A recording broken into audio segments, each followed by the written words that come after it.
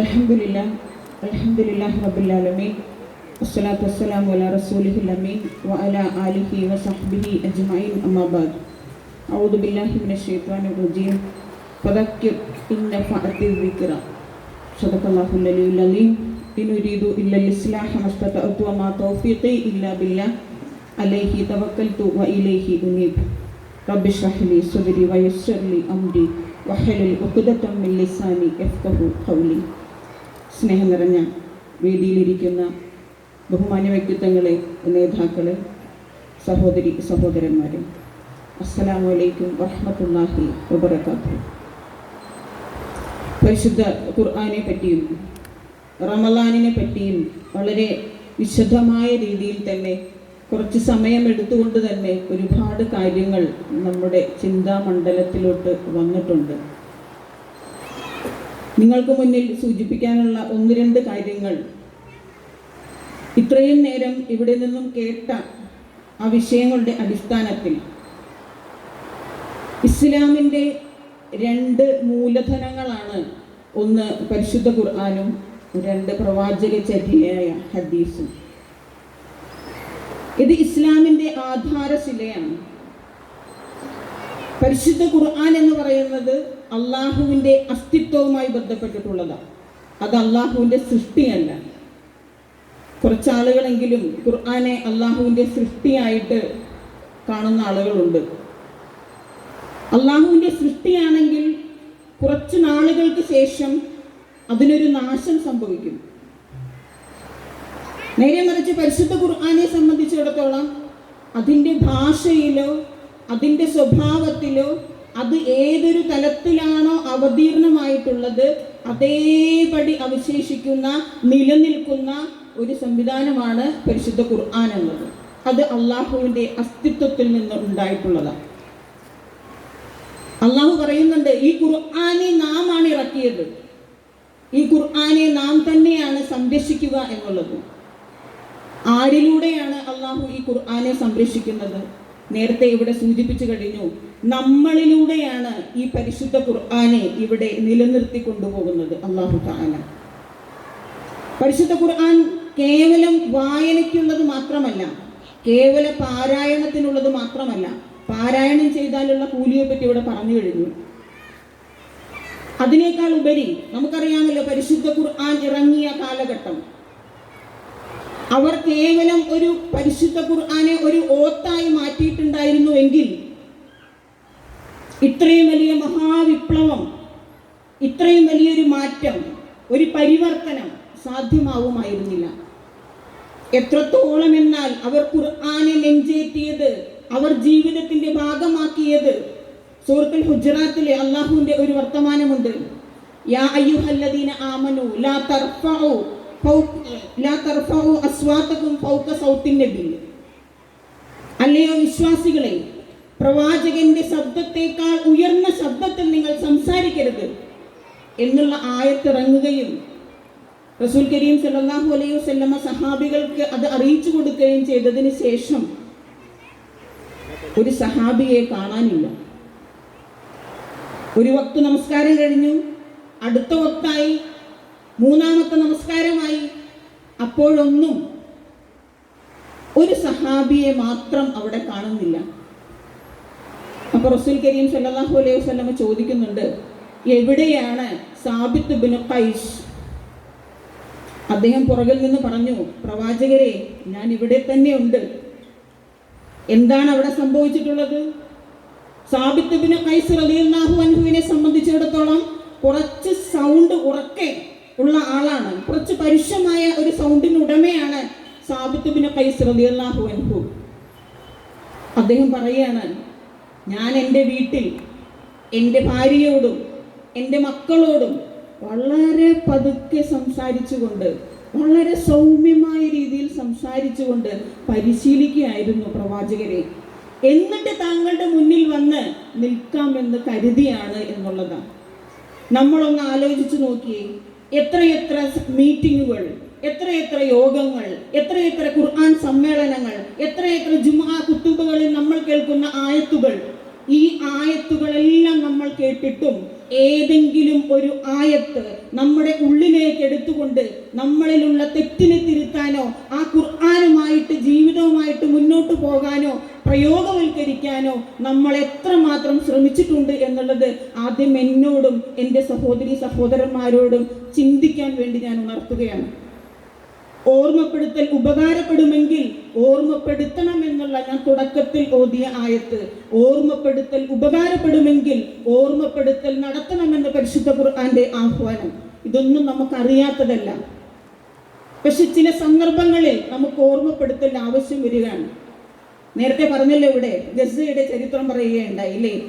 അവിടെ ഖുർആൻ പഠിച്ചു കഴിഞ്ഞ് ഇസ്ലാമിലേക്ക് വരുന്ന ആളുകളുടെ ഒരു അവസ്ഥ പറയുകയുണ്ടായി. നമുക്കറിയാവുന്നൊരു വ്യക്തിയുണ്ട്, സിറാജ് വഹാജ്. അദ്ദേഹം അമേരിക്കയിലുള്ള ദൈവത്തിന്റെ ഏറ്റവും മുന്തിയ ഒരു ആക്ടിവിസ്റ്റൊക്കെയാണ്, ഇസ്ലാമിന്റെ പ്രചാരകനാണ് അദ്ദേഹം. സൊഹ്റാൻ മംദാനിയുടെ ഗുരുവാണ്. അദ്ദേഹം ഒരിക്കൽ കേരളത്തിൽ വന്ന് പറയുകയുണ്ടായി, അമേരിക്കക്കാർ അദ്ദേഹത്തോട് പറയുന്നത്, നിങ്ങൾ കാര്യങ്ങളൊന്നും സംസാരിക്കണ്ട, ഒന്നിനെ പറ്റി നിങ്ങൾ ആളുകൾക്ക് പറഞ്ഞു കൊടുക്കുകയല്ല വേണ്ടത്, മറിച്ച് നിങ്ങൾ എന്താ ചെയ്യേണ്ടത്, ഷോ മീ, എനിക്ക് നിങ്ങൾ എന്ത് ചെയ്യണം, കാണിച്ചു തരണം എന്നുള്ളതാണ്. ആ കാണിച്ചു കൊടുക്കലാണ് ഖുർആനിന്റെ ആ ജീവിതത്തിൽ പകർത്തിയിട്ടുള്ള കാണിച്ചു കൊടുക്കലാണ് ഇന്ന് ഗസയിൽ സംഭവിച്ചിട്ടുള്ളത്. അതുകൊണ്ട് തന്നെയാണ് ആളുകൾ, ലോകത്തുള്ള വിവിധ ഭാഗങ്ങളിൽ നിന്നുള്ള ലക്ഷക്കണക്കിന് ആളുകൾ ഖുർആനെ പഠിക്കാനും ഖുർആനെ മനസ്സിലാക്കാനും വേണ്ടി ഇറങ്ങി പുറപ്പെട്ടിട്ടുള്ളത് എന്നുള്ളതാണ്. അത് തന്നെയാണ് എൻ്റെ സഹോദരി സഹോദരന്മാരോട് എനിക്ക് പറയാനുള്ളത്. നമ്മൾ പറയുകയല്ല വേണ്ടത്. പരിശുദ്ധ ഖുർആനെ സംബന്ധിച്ചിടത്തോളം കേവലം പാരായണത്തിനല്ല, ആ പാരായണം ചെയ്തുകൊണ്ട് അതിൻ്റെ അർത്ഥവും ആശയവും മനസ്സിലാക്കിക്കൊണ്ട് അതിനനുസരിച്ച് ജീവിക്കാൻ തയ്യാറാവുക എന്നുള്ളതാണ്.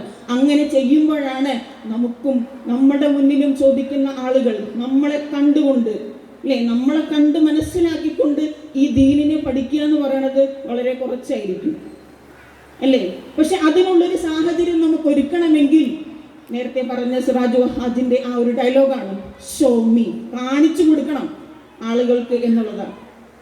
ഈ ഖുർആനെ സംബന്ധിച്ചിടത്തോളം നമ്മൾ കണ്ണുകൊണ്ട് കാണുകയും നാവ് കൊണ്ട് ഉച്ചരിക്കുകയും അത് ചെവി കൊണ്ട് കേൾക്കുകയും കൈ കൊണ്ട് എഴുതുകയും നമ്മുടെ തലച്ചോറ് കൊണ്ട് ചിന്തിക്കുകയും നമ്മുടെ ഹൃദയത്തിൽ അതിനെ മനഃപ്പാഠമാക്കി സൂക്ഷിക്കുകയും ചെയ്തുകൊണ്ട് ഇതിനെ മറ്റുള്ള ആളുകളിലേക്ക് എത്തിച്ചു കൊടുക്കുക എന്നുള്ളൊരു ദൗത്യം കൂടി നമ്മൾ ഏറ്റെടുക്കണം എന്നുള്ളതാണ് ഈ അവസരത്തിൽ എനിക്ക് നിങ്ങളോട് സൂചിപ്പിക്കാനുള്ളത്.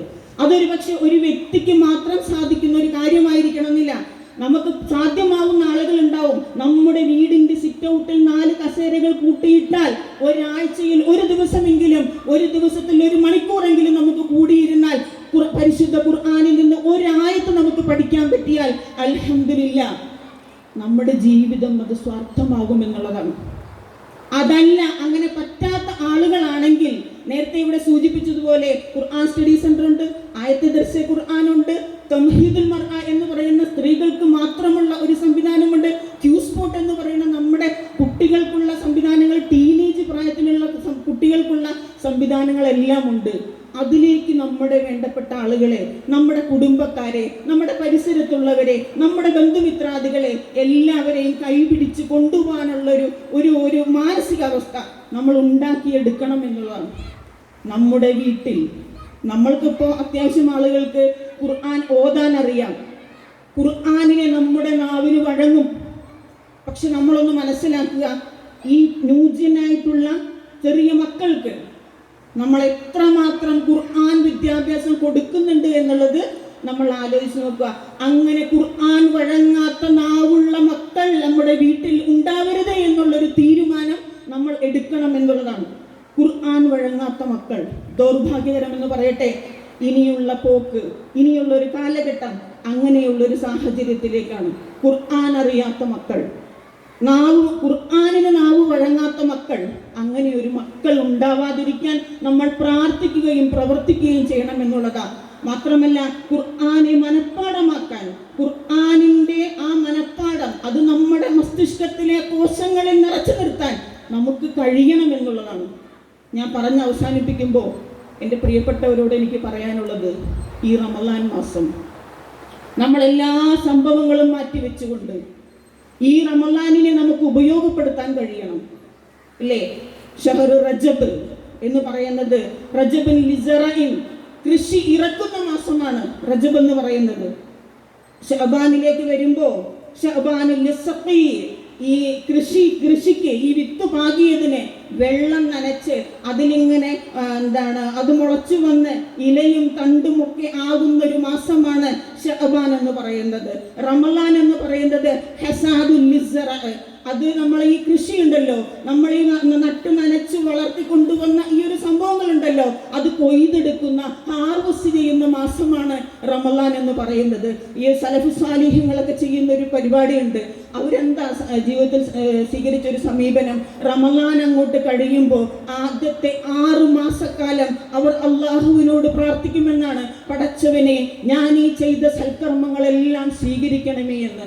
ആ 6 മാസം കഴിയുമ്പോൾ അവർ പ്രാർത്ഥിക്കുന്ന ഒരു പ്രാർത്ഥനയുണ്ട്, പടച്ചവനെ അടുത്ത റമളാനിലേക്ക് എന്നെ എത്തിക്കണേ എന്നുള്ളത്.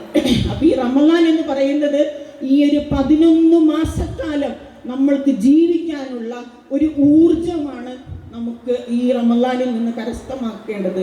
അപ്പോൾ ആ ഒരു റമളാനിനെ നേരത്തെ ഇവിടെ സൂചിപ്പിക്കുകയുണ്ടായി, റസൂൽ കരീം സല്ലല്ലാഹു അലൈഹി വസല്ലമയുടെ ഒരു ഹദീസ് ഉണ്ട്, അസ്സൗമു വൽ ഖുർആനു യശ്ഫഅനി ലി അബ്ദി, എൻ്റെ അടിമകൾക്ക് നാളെ പരലോകത്ത് ശുപാർശ ചെയ്യാൻ ആരാരുമില്ലാത്ത സമയത്ത്, ഇണകളില്ലാത്ത, മക്കളില്ലാത്ത, മാതാപിതാക്കളില്ലാത്ത, ഏതൊരാൾക്കും ഒന്നും ചെയ്യാൻ പറ്റാത്ത സമയത്ത് 2 ആളുകൾ ശുപാർശയ്ക്കായിട്ട് വരും. 2 കാര്യങ്ങൾ ശുപാർശയായിട്ട് അവൻ്റെ മുന്നിൽ ഓടിയെത്തും. അതൊന്ന് പരിശുദ്ധ ഖുർആനാണ്, മറ്റൊന്ന് റമളാനാണ്. ഖുർആൻ വന്ന് പറയുമത്രേ, പടച്ചവനെ ഈ അടിമ ഇവന്റെ ഒഴിവ് സമയങ്ങളും അല്ലാത്ത സമയത്തുമൊക്കെ ഒരു ദിവസത്തിലധികവും എന്നെ വായിക്കാനും എന്നെ പഠിക്കാനും എന്നെ ജീവിതത്തിൽ പകർത്താനും ഉപയോഗിച്ചിട്ടുള്ളതാണ് റബ്ബേ. അതുകൊണ്ട് നരകത്തിയിലേക്ക് അദ്ദേഹത്തെ തള്ളിവിടരുതേ എന്നുള്ള ഒരു ശുപാർശയായിട്ട് പരിശുദ്ധ ഖുർആൻ വരുമെന്നാണ്. അപ്പോഴാണ് നോമ്പ് ഓടി വരുന്നത്.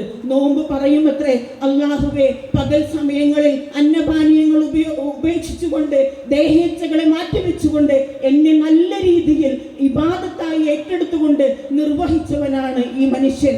അതുകൊണ്ട് അല്ലാഹുവേ ഇദ്ദേഹത്തെ നരകത്തിലേക്ക് പ്രവേശിപ്പിക്കരുതേ എന്ന് പറഞ്ഞിട്ടുള്ളൊരു ശുപാർശ നമുക്ക് പരലോകത്ത് ഉണ്ടാകും എന്നുള്ളതാണ്. അങ്ങനെ ഈ ഖുർആനും റമളാനും തമ്മിലുള്ള ഒരു ബന്ധം അത് വളരെ ഗൗരവത്തിൽ നമ്മൾ ഏറ്റെടുക്കേണ്ടതാണ്. ഈ പരിശുദ്ധ റമളാൻ അതിനായിട്ട് മാറ്റിവെക്കണം എന്നുള്ളതാണ്. പടച്ച റബ്ബ് ആ അർത്ഥത്തിൽ ഈ റമളാനിനെ ഉപയോഗപ്പെടുത്താൻ നമ്മെ അനുഗ്രഹിക്കുമാറാകട്ടെ. നാളെ 6 അടി മണ്ണിന്റെ ആ ഇരുട്ടറയിൽ കിടക്കുമ്പോൾ, ആരാരും തുണയില്ലാതെ കിടക്കുമ്പോൾ ഖുർആനിനെ കൂട്ടായിട്ട് അള്ളാഹു നമുക്ക് നൽകുമാറാകട്ടെ. പടച്ച റബ്ബേ, ജീവിക്കുന്ന കാലം അത്രയും ആരോഗ്യത്തോടുകൂടി ജീവിക്കാനും, മരിക്കുമ്പോൾ ഈമാനോടുകൂടി മരിക്കാനും, നാളെ നിന്റെ ജന്നാത്തുൽ ഫിർദൗസിലേക്ക് അല്ലാഹുവിന്റെ ഇൽമയോടുകൂടി നമ്മളെ സ്വാഗതം ചെയ്യാനും പടച്ച റബ്ബ് അനുഗ്രഹിക്കുമാറാകട്ടെ. നമ്മിൽ അസുഖബാധിതരായ, മാറ്റിയാൽ മാറാത്ത മാരക രോഗങ്ങൾ പിടിപെട്ടിരിക്കുന്ന ഒരുപാട് ആളുകളുണ്ട്. നമ്മുടെ ബന്ധുക്കളിലുണ്ട്, നമ്മുടെ അയൽവക്കത്തുണ്ട്, നമ്മുടെ കുടുംബത്തിലുണ്ട്. അങ്ങനെ ഒട്ടനവധി ആളുകൾ പ്രയാസം അനുഭവിക്കുന്നുണ്ട്. പടച്ച റബ്ബേ, അവരുടെ പ്രതിസന്ധികളെ, അവരുടെ പ്രയാസങ്ങളെ, അവരുടെ രോഗങ്ങളെ അല്ലാഹുവേ നീ ശമനം നൽകി അനുഗ്രഹിക്കണേ തമ്പുരാനെ. പടച്ച റബ്ബേ, ഞങ്ങൾക്ക് മുന്നേ നിന്റെ വിളിക്കുത്തരം നൽകി നിന്നിലേക്ക് യാത്ര തിരിച്ച ഒരുപാട് ആളുകളുണ്ട്, ഒരുപാട് വ്യക്തികളുണ്ട്. റബ്ബേ, അവർക്ക് മഗ്ഫിറത്തും മർഹമത്തും നൽകി അനുഗ്രഹിക്കണേ തമ്പുരാനെ. നാളെ നിന്റെ ജന്നാത്തുൽ ഫിർദൗസിൽ ഞങ്ങളെ എല്ലാവരെയും ഒരുമിച്ച് കൂട്ടി അനുഗ്രഹിക്കണേ നാഥ. ربنا آتنا في الدنيا حسنة وفي الآخرة حسنة وقنا عذاب النار. ربنا تقبل منا دعاءنا إنك أنت السميع العليم وتب علينا إنك أنت التواب الرحيم. آمين آمين برحمتك يا أرحم الراحمين. السلام عليكم ورحمة الله وبركاته. പരിപാടിക്ക് നന്ദി രേഖപ്പെടുത്താൻ നവാബ് ഏരിയ സെക്രട്ടറി ഷാദി സാബ്. അസ്സലാമു അലൈക്കും. ഈ ഉച്ചകഴിഞ്ഞുള്ള സമയത്ത് നല്ല വാക്കുകൾ കൊണ്ട് നമ്മുടെ സമയത്ത് ധന്യമാക്കിയ ബഹുമാനപ്പെട്ട പ്രഭാഷകർ, ഈ പരിപാടിയിൽ സംബന്ധിച്ച ഞങ്ങൾ ക്ഷണം സ്വീകരിച്ചുകൊടുത്തിയ എല്ലാ സഹോദരി സഹോദരന്മാർ, അതുപോലെ തന്നെ ഇതിനുവേണ്ടി സഹായിച്ചവർ, ഇവിടെ ശബ്ദവും നൽകി സഹായിച്ച ലക്ഷ്മി സൗണ്ട്സ്, സ്റ്റേജും മറ്റ് സംവിധാനം ഒരുക്കി തന്ന AR പന്തൽ വർക്ക്സ്, എല്ലാവർക്കുമുള്ള നന്ദി ഒറ്റ വാക്കിലേക്ക് കൊടുക്കുന്നു. അസ്സലാമു അലൈക്കും. നമസ്കരിക്കാനുള്ള സൗകര്യം ഏർപ്പെടുത്തിയിട്ടുണ്ട്. പുരുഷന്മാർക്ക് ഈ കെട്ടിടത്തിൻ്റെ മുകളിൽ നമസ്കരിക്കാനുള്ള സൗകര്യമുണ്ട്. അതേപോലെ സ്ത്രീകൾക്ക് ഈ കെട്ടിടത്തിലും ആസാദ് ബ്ലോക്കിൽ നമസ്കരിക്കാനുള്ള സൗകര്യം ഏർപ്പെടുത്തി നമസ്കരിക്കാം. അസ്സലാമു അലൈക്കും.